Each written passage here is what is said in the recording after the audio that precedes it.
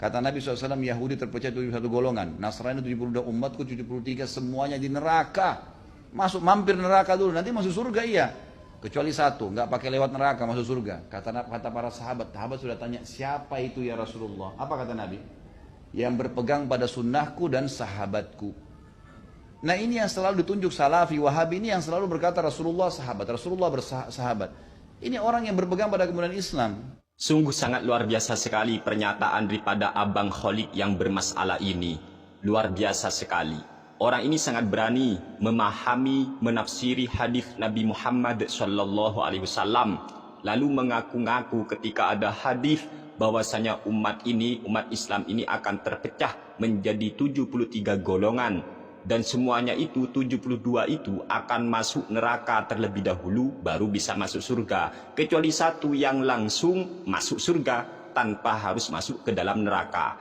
Dan orang itu katanya ya, satu golongan ini yang langsung masuk surga tanpa harus masuk neraka terlebih dahulu, yaitu orang yang sekarang dijuluki Salafi Wahabi.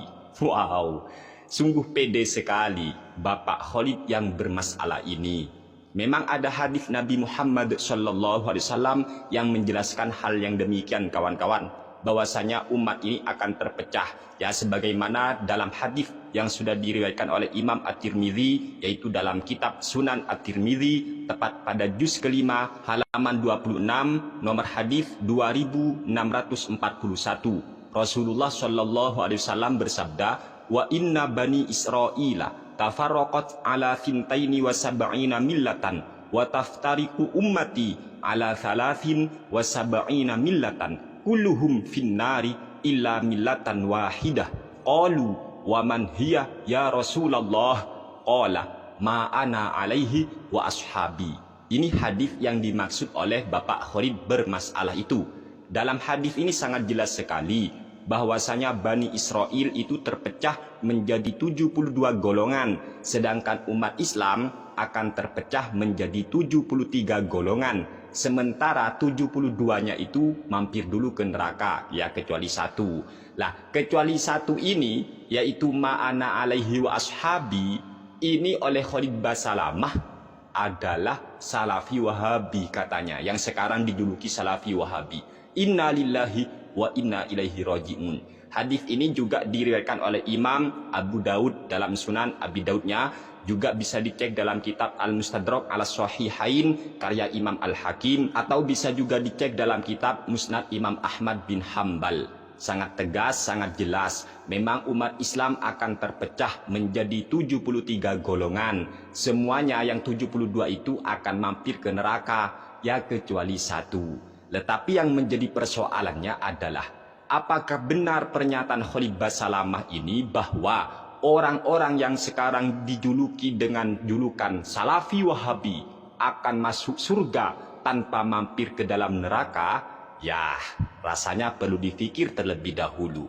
Apa iya orang yang mengatakan rukun wudhu ada dua, yaitu membasuh wajah dan membasuh tangan sampai siku saja, itu adalah golongan ma'ana alaihi washabi, yaitu golongan yang mengatasnamakan Nabi Muhammad SAW.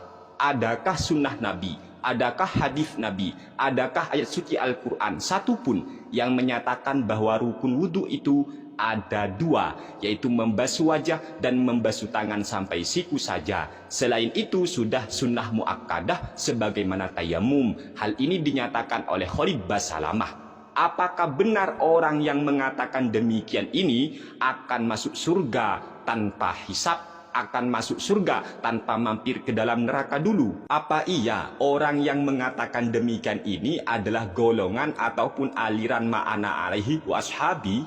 Pikir ya.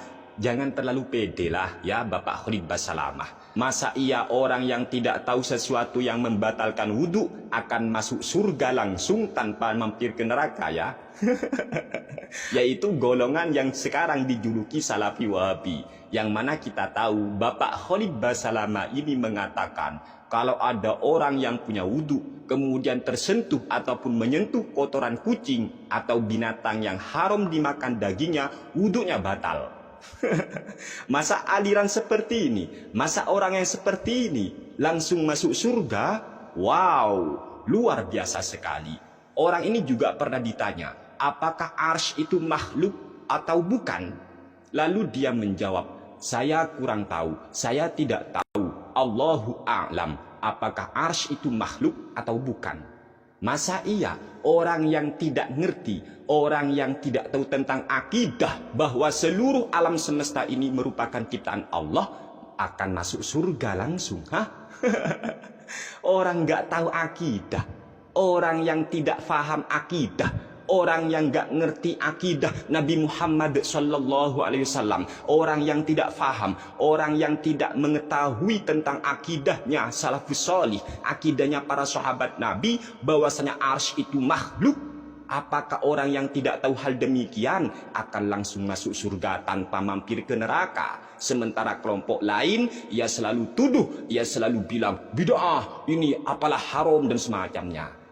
Giliran ditanya tentang masalah arsy, apakah arsy itu makhluk atau bukan? Jawabannya, saya tidak tahu. Allahu a'lam. Apakah orang yang mengatakan kotoran manusia sebagai najis mughalladhah, najis berat, ini orang yang akan langsung masuk surga? Khalid Basalamah ini kan yang menyatakan kotoran manusia atau kotoran binatang yang haram dimakan dagingnya itu najis berat, najis mughalladhah.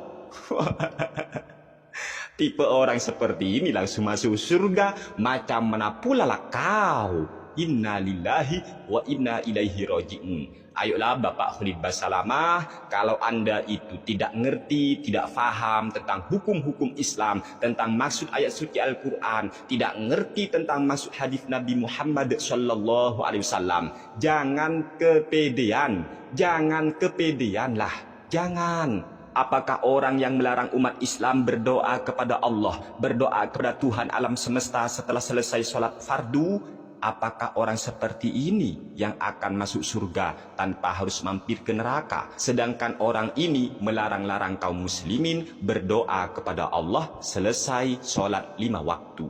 Inna lillahi wa inna ilaihi raji'un. Padahal Nabi Muhammad Sallallahu Alaihi Wasallam ketika beliau salam dari sholat, beliau berdoa kepada Allah, dan itu hadis sahih Muslim. Apakah orang yang melarang umat Islam, yang mempersoalkan umat Islam ketika rakaat pertama dalam sholat membaca surat Al-Ikhlas, rakaat kedua membaca surat Al-Ikhlas, apakah orang yang melarang demikian ini yang akan masuk surga tanpa mampir ke neraka? Sementara sahabat Nabi Muhammad Sallallahu Alaihi Wasallam itu justru membaca surat Al-Ikhlas di rakaat pertama, rakaat kedua pun membaca surat Al-Ikhlas. Ini dilarang-larang oleh Bapak Khalid Basalamah. Apa orang seperti ini ya langsung masuk surga? Apalagi pengikutnya, orang nggak bisa baca kitab, nggak bisa memahami bahasa Arab. Apa orang seperti ini yang akan berteriak dan mengaku-ngaku paling ikut sunnah? Sunnah yang mana? Hah? Sunnah yang mana? Apakah orang yang menuduh bid'ah, menganggap sesat imsak, berhenti makan sahur sebelum fajar ataupun sebelum masuk waktu subuh, apakah orang seperti ini yang akan masuk surga tanpa masuk neraka terlebih dahulu? Sementara orang yang berhenti makan sahur sebelum masuk waktu subuh adalah baginda Nabi besar Muhammad Sallallahu Alaihi Wasallam, adalah para sahabat Nabi. Imsak, berhenti makan sahur sebelum masuk waktu subuh, itu sudah dilakukan oleh Nabi Muhammad, dilakukan oleh para sahabat Nabi Muhammad Sallallahu Alaihi Wasallam. Tapi orang yang seperti ini, Khalid Basalamah DKK-nya, justru menganggap perbuatan Nabi seperti itu, para sahabat juga begitu, malah dituduh sebagai amalan bid'ah. Inna lillahi wa inna ilaihi roji'un.